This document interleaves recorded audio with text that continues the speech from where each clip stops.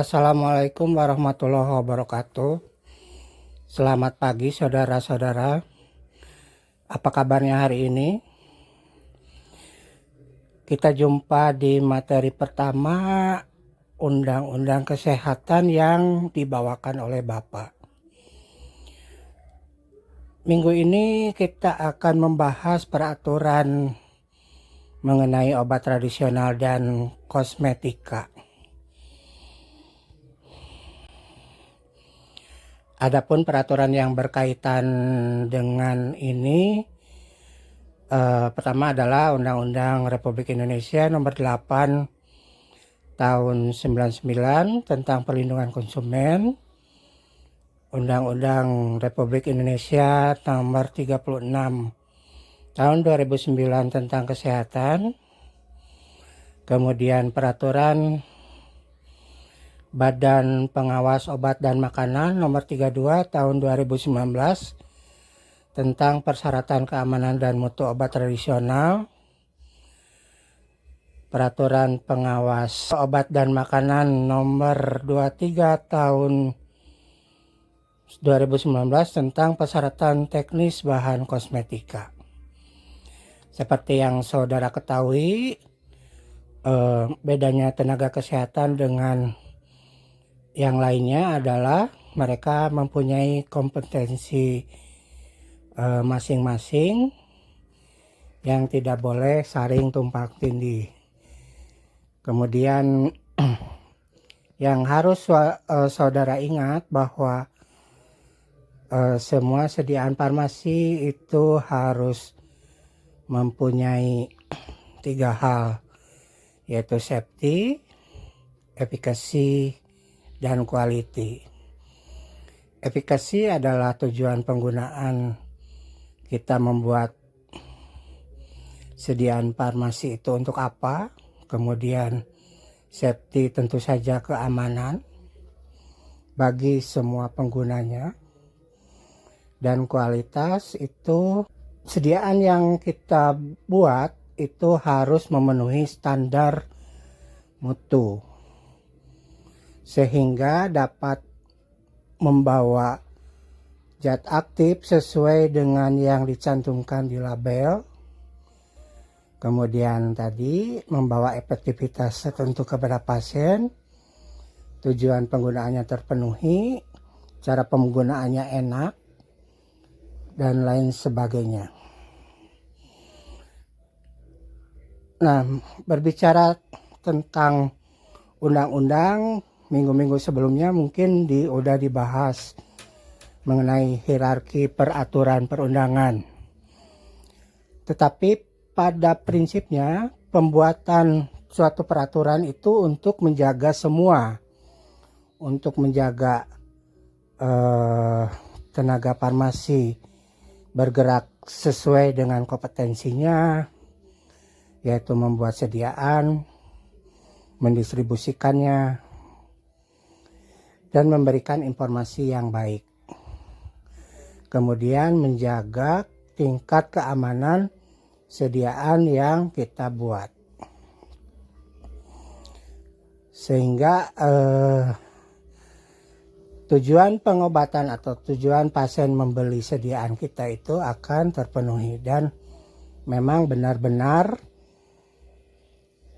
terasa atau efek yang dihasilkan oleh sediaannya itu bisa dirasakan oleh pasien. Nah, kita lihat kosmetika lebih dahulu. Nah, setelah kita membuat sediaan, tentunya kita perlu mengedarkannya. Nah, semua yang beredar itu harus mempunyai suatu izin atau diizinkan oleh pemerintah. Dalam hal ini untuk kosmetika adalah notifikasi.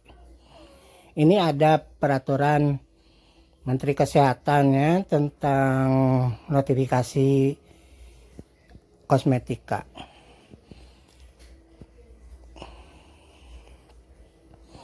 Nah, kita lihat apa itu kosmetika. Kosmetika adalah bahan atau sediaan yang digunakan pada bagian luar tubuh manusia seperti epidermis, rambut, kuku, bibir, organ genital bagian luar, atau gigi, dan mukosa mulut, terutama untuk membersihkan, mewangikan, merubah penampilan, dan memperbaiki bau badan atau melindungi atau memelihara tubuh pada kondisi baik.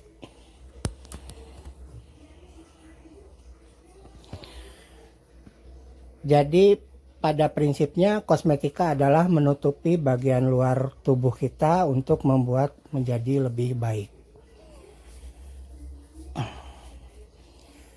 Kemudian ada syarat sediaan yang digunakan untuk kosmetika. Sebetulnya bahan atau zat aktif yang digunakan, misalkan untuk melindungi kita dari paparan sinar UV, itu dia tidak boleh diabsorpsi oleh permukaan tubuh. Kalau di kulit bisa diabsorpsinya, tetapi hanya sampai bagian epidermis saja, tidak sampai ke dermisnya. Kenapa? Kalau misalkan dia sampai ke dermis, berarti masih bisa diedarkan ke seluruh tubuh melalui pembuluh darah yang ada di dermis. Bagaimana ketika ada tujuan kosmetik tapi dimasukkan lewat intravena, misalkan dimasukkan lewat intravena, itu sebetulnya bukan kosmetik, tetapi itu bagian dari pengobatan. Jadi yang berwenang di situ tenaga kesehatan yang namanya dokter. Ketika ada sediaan yang disisipkan ke dalam kulit, ke dalam pembuluh darah untuk tujuan kosmetik, itu yang melakukannya hanya dokter. Tetapi untuk yang lainnya seperti untuk merias muka, itu bisa dibantu dengan tenaga yang disebut ahli kecantikan atau ahli tata rias. Itu bisa. Nah, jangan salah, ahli tata rias juga mempunyai sertifikat keahlian. Tetapi nah, tempatnya kalau tata rias memperbaiki, menutup wajah dengan bedak, dengan make up, terus kuku dilapisi sama kitek, kemudian itu rambut diwarnai, itu tempatnya di salon kecantikan. Itu bisa dibantu dengan ahli tata rias. Tetapi ketika ada penyuntikan vitamin C, misalkan supaya kulitnya lebih glowing, lebih istilahnya kerutannya berkurang karena kulitnya senantiasa baru, maka itu dilakukan di klinik kecantikan. Yang melakukannya adalah dokter. Atau ketika mau operasi hidung untuk lebih mancung misalkan, itu juga di klinik kecantikan, dan melakukannya adalah dokter ahli bedah plastik atau ahli bedah rekonstruksi. Nah, apa itu notifikasi kosmetika? Jadi setiap kosmetika hanya dapat diedarkan setelah mendapatkan izin edar dari Menkes berupa notifikasi. Kecuali untuk kosmetika untuk penelitian dan sampel kosmetika untuk pameran, itu tidak perlu ada notifikasi. Tetapi jelas untuk sampel di labelnya ditulis sampel, tidak untuk diperjualbelikan. Nah, untuk sampel sendiri jumlahnya terbatas dan tidak untuk diperjualbelikan. Misalkan kemasan aslinya 50 mili, nah sampelnya biasanya 5 mili. Jadi lebih kecil gitu. Kemudian notifikasi ini dilakukan pemohon kepada Kepala Badan POM dan berlaku selama 3 tahun. Setelah 3 tahun bisa diulangi atau di notifikasi ulang atau diperbaharui. Kemudian izin edar. Izin edar menurut Permenkes 1176 tahun 2010. Pertama yang mendaftarkannya adalah produsen kosmetik yang memiliki izin produksi. Kemudian importir yang mempunyai API atau angka pengenal impor dan surat keagenan dari produsen negara asal.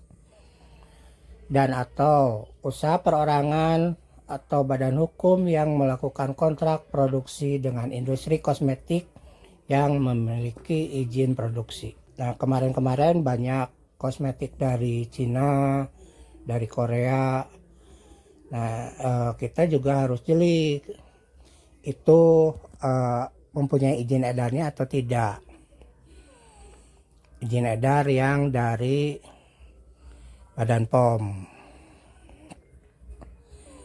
Jadi meskipun impor produknya nanti didistribusikan oleh tenaga kefarmasian di distributor-distributor resmi, tetapi kita jangan lupa untuk mengajukan izin edarnya. Sama dengan kosmetik produk sendiri juga, produk dalam negeri juga sama, itu didistribusikan nanti oleh tenaga kefarmasian dan harus mempunyai izin edar. Kemudian pemohon notifikasi. Pertama adalah industri kosmetika yang ada di wilayah Indonesia memiliki izin produksi tentu saja. Kemudian yang kedua adalah importir tadi yang mempunyai angka pengenal impor atau API dan surat keagenan dari produsen negara asal. Dan atau perorangan tadi ya, yang melakukan kontrak produksi dengan industri kosmetika yang memiliki izin produksi. Nah, apa saja kosmetik yang dinotifikasi? Pertama, ini tentu saja harus dibuat dengan menerapkan CPKB, cara pembuatan kosmetik yang baik. Kemudian memenuhi persyaratan teknis, keamanan bahan, penandaan, dan klaim. Jadi ketika dia mengklaimnya obat itu bukan kosmetik. Tetapi obat itu bisa dijadikan kosmetik. Contohnya adalah vitamin C injeksi. Vitamin C injeksi itu obat ya, sediaan farmasi. Tetapi banyak digunakan oleh dokter ahli kecantikan, kemudian dokter bedah plastik itu untuk membuat glowing, artinya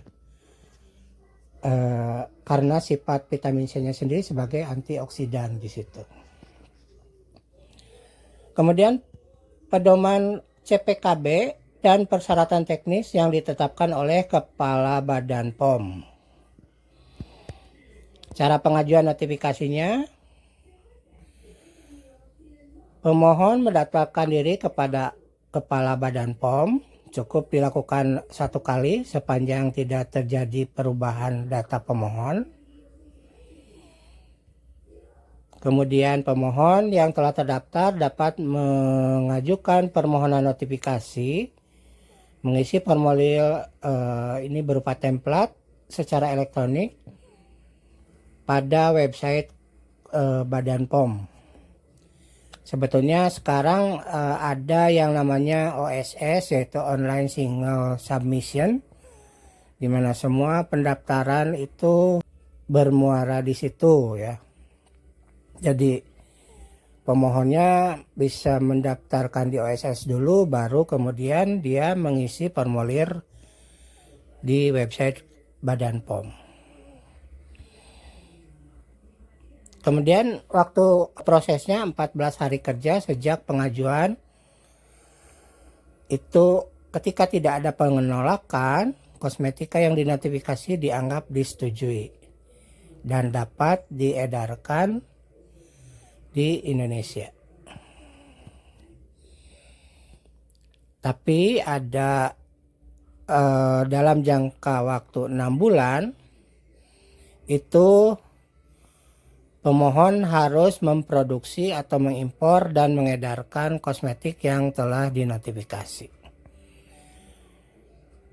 Ketika dalam 6 bulan itu tidak ada, maka tidak ada peredaran, notifikasinya dianggap gugur, tidak ada. Pembatalan notifikasi, bagaimana kita tahu bahwa notifikasi kita didaftarkan? Pertama, karena izin produksi kosmetika, izin industri, atau tanda daftar industri, atau angka pengenal impornya sudah tidak berlaku. Kemudian berdasarkan evaluasi, ternyata kosmetika yang kita hasilkan itu atau yang kita impor itu tidak memenuhi syarat. Artinya dari segi zat aktif di dalam label tidak mau di bawah standar. Kemudian expirednya kelamaan, ternyata diberikan waktu setahun, ternyata 1 bulan saja udah rusak misalkan. Jadi tidak memenuhi standar, seperti itu ya. Kemudian atas permintaan permohon notifikasi, jadi kita bisa mengajukan pembatalan sendiri. Kemudian ada perjanjian kerjasama antara pemohon dan perusahaan pemberi lisensi, itu sudah berakhir. Jadi untuk badan usaha atau perorangan yang melakukan perjanjian kerjasama dengan industri, nah perjanjian kerjasamanya tidak diperbaharui, maka notifikasinya itu akan berakhir.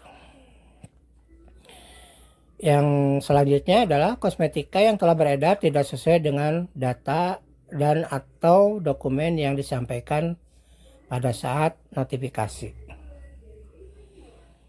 Misalnya lipstick, didaftarkannya lipstick, tetapi ternyata yang beredar adalah lip gloss. Tentu saja itu beda sediaan dan itu akan membatalkan notifikasi yang lipstiknya. Kemudian pemohon notifikasi tidak memproduksi, mengimpor, mengedarkan produk sebagaimana mestinya. Tadi berapa? 6 bulan kan ya.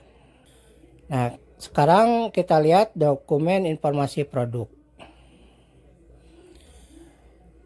Industri kosmetika, importir kosmetika, dan usaha perorangan atau badan usaha yang melakukan kontrak produksi harus memiliki daftar informasi produk sebelum kosmetika itu dinotifikasi.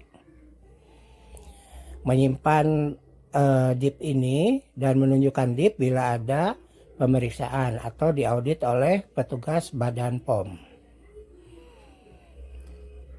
Dan ketiga adalah ketentuan mengenai pedoman DIP ditetapkan oleh kepala Badan POM. Jadi aturannya ada. Tanggung jawabnya industri kosmetika, importir kosmetika, usaha perorangan, badan usaha yang melakukan kontrak produksi harus bertanggung jawab terhadap kosmetika yang diedarkan. menangani keluhan atau menarik produknya dari peredaran bila terjadi kerugian atau kejadian yang tidak diinginkan akibat penggunaannya. Ini mengenai safety tadi ya. Kemudian melaporkan kepada kepala badan kosmetika yang sudah dinotifikasi tetapi tidak diproduksi atau diimpor lagi. Dan yang terakhir, terhadap kosmetika yang tidak diproduksi atau diimpor lagi tapi masih ada di peredaran. Artinya dia melaporkannya, notifikasinya untuk dibatalkan, kemudian berapa jumlah yang ada di peredaran, kemudian tentu saja harus ditarik produknya.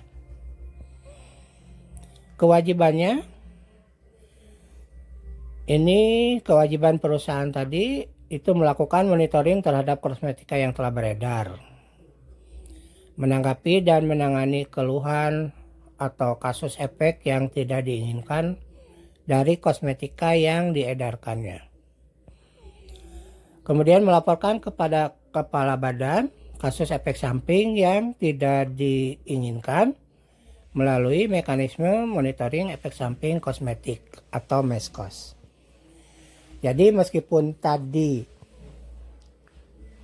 diharuskan tidak diabsorpsi, ternyata kita tidak bisa membuat sediaan yang sempurna yang tidak diabsorpsi. Ada saja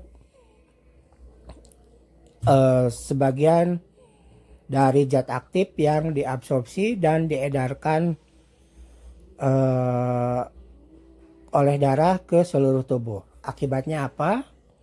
Akibatnya ada efek lain selain untuk menutupi kekurangan di permukaan tadi. Inilah yang harus dilaporkan.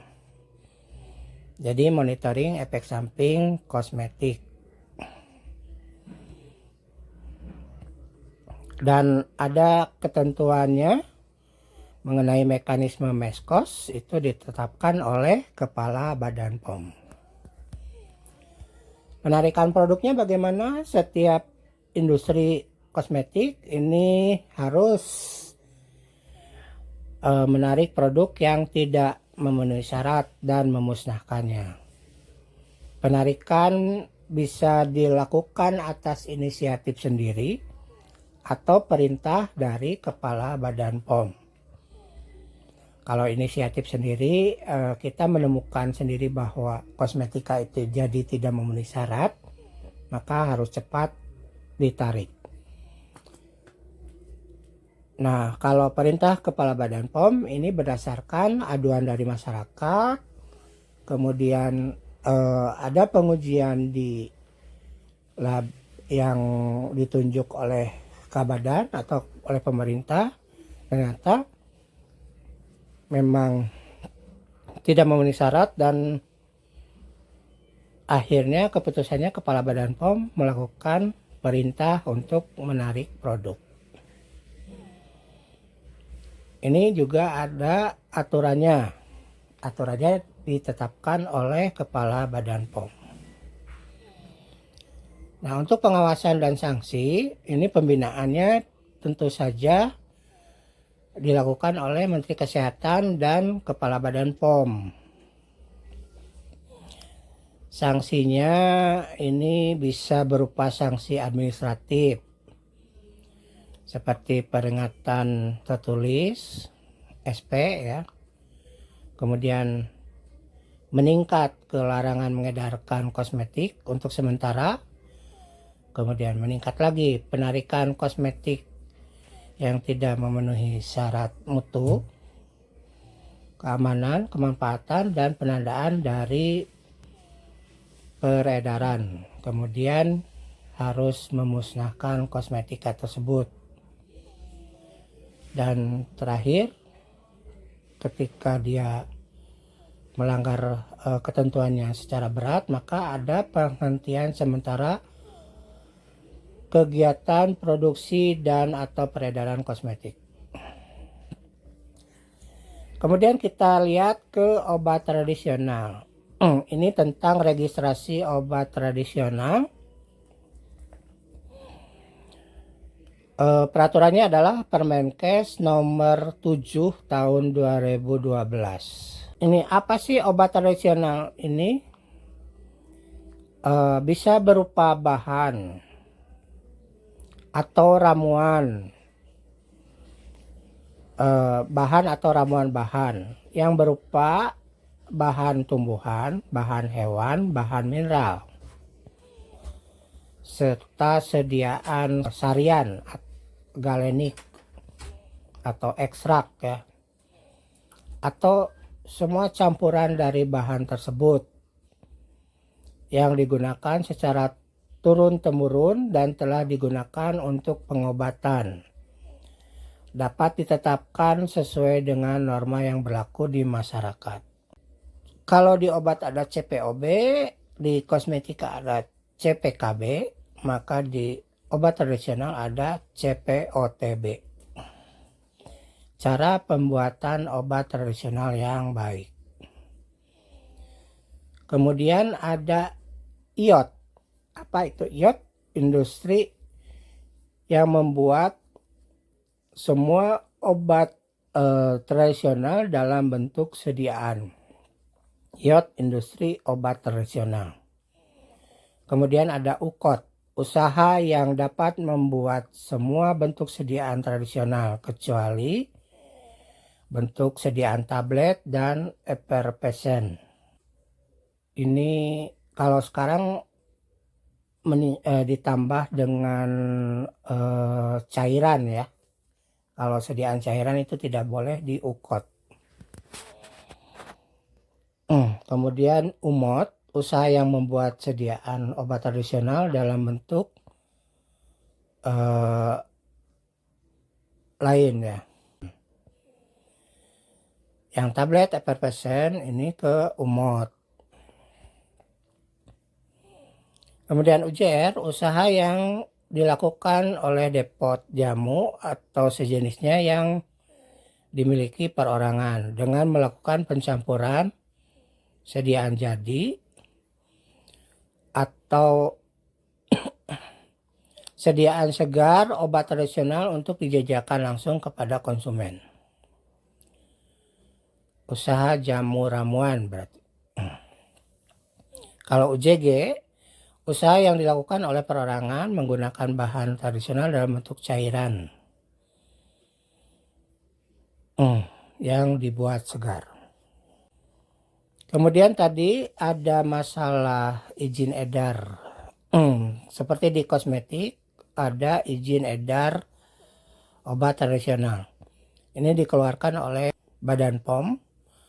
Kemudian diperoleh melalui registrasi obat tradisional. Kemudian berlaku selama 5 tahun. Masih bisa diperpanjang. Jadi setelah 5 tahun bisa diperbarui, bisa diperpanjang. Selama masih memenuhi persyaratan. Ada yang dikecualikan untuk mendapat izin edar. Jadi obat tradisional yang dibuat oleh UJR dan UJG. Kemudian Simplicia dan sediaan galenik untuk keperluan industri dan keperluan layanan pengobatan tradisional.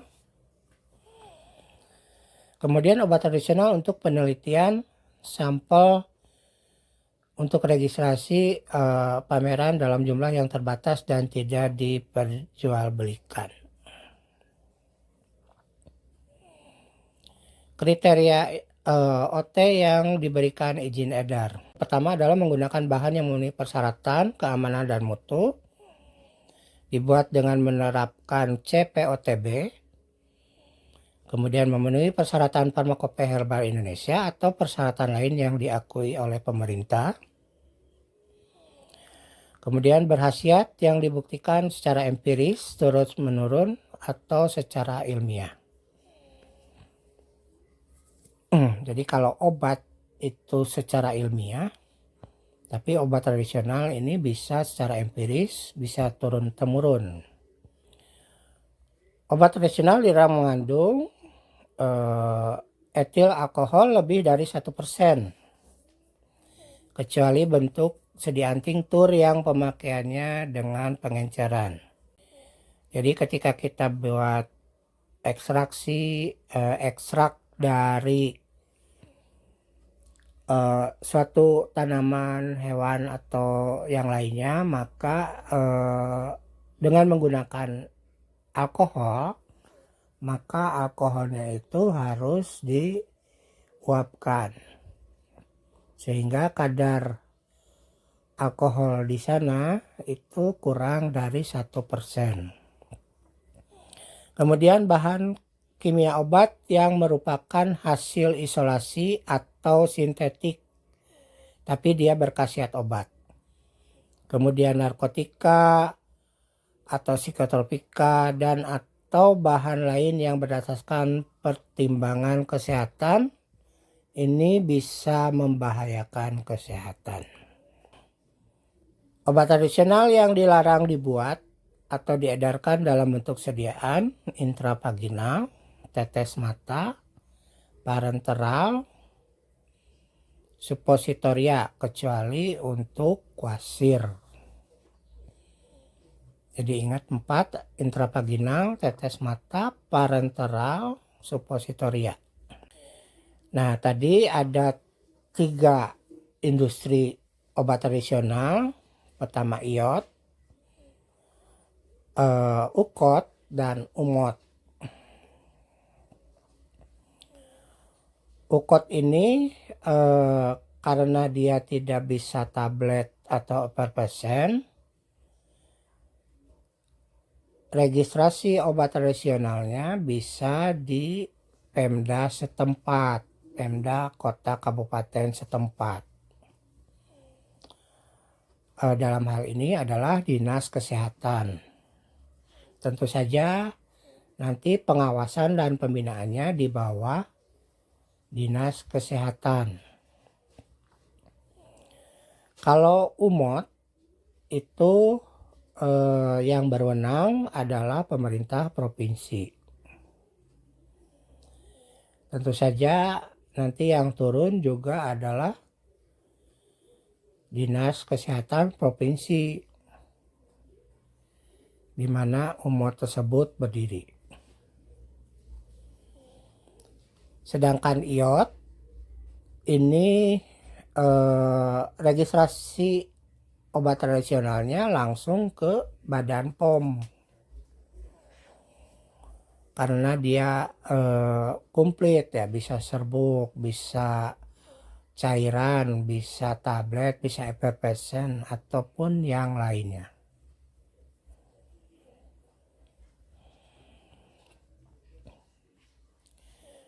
Nah, obat tradisional sendiri kan ada golongannya ya. Ada penandaannya di sana. Yang pertama tentu saja jamu. Jamu itu yang terbukti secara empiris. Jadi resepnya berdasarkan turun-temurun. Buktinya empiris. Ukot itu bisa memproduksi jamu. Hanya bisa memproduksi jamu. Kemudian kita lihat golongan berikutnya adalah obat herbal terstandar. Obat herbal terstandar ini apa? Adalah jamu yang sudah dibuktikan khasiatnya secara preklinis atau sudah terstandarisasi secara preklinis. Artinya sudah dicobakan terhadap hewan uji. Baik itu dosis terapi maupun dosis toksiknya. Ini umot bisa memproduksi obat herbal terstandar. Nah, untuk iot bisa memproduksi semuanya dari jamu, obat herbal terstandar, dan yang terakhir adalah Phytopharmaka. Kalau Phytopharmaka ini sudah terbukti, khasiatnya ini terbukti ilmiah. Artinya sudah dilakukan uji klinis terhadap manusia.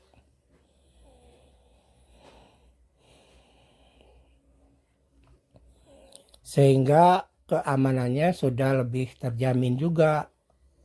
Sudah lebih pasti juga dosisnya dan sebagainya.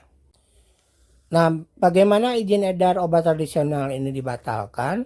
Pertama adalah tidak memenuhi kriteria berdasarkan data terkini. Kemudian mengandung bahan yang dilarang. Tadi apa? Dilarang mengandung alkohol lebih dari 1%. Kemudian dilarang mencampurkan bahan obat atau bahan lain yang membahayakan kesehatan. Kemudian dibuat dan atau diedarkan dalam bentuk sediaan yang dilarang. Artinya ketika IQOT memproduksi tablet itu maka tidak bisa diedarkan tabletnya. Karena IQOT kan tidak berwenang untuk memproduksi tablet. Kemudian juga kalau misalkan memproduksi dalam bentuk cairan itu tidak bisa.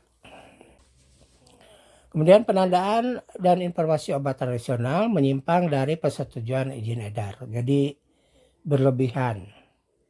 Seperti izin edarnya adalah jamu atau suplemen,